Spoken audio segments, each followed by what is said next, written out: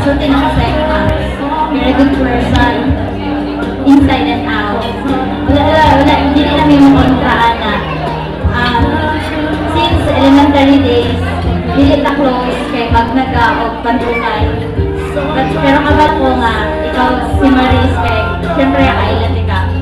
Of course, more salamat kayo kay nakauban ka ng ila ka. You're so good. Of course, Papa. Be pretty, stay humble, and stay yes.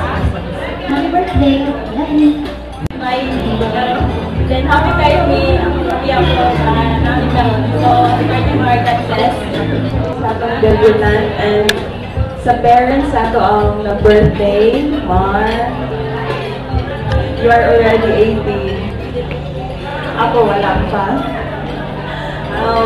Mar, thank you for being you just the way you are then.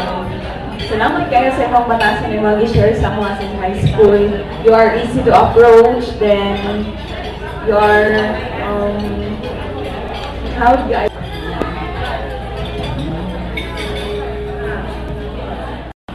You're like one of the most good person I've ever known, and there's nothing I can say. You're very humble, and just stay sweet, and love you all.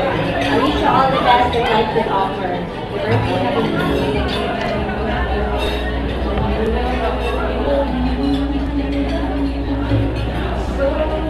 Sana maging maganda yung hinaharap mo. Hindi yung hinaharap mo, yung hinaharap mo, yung future ba?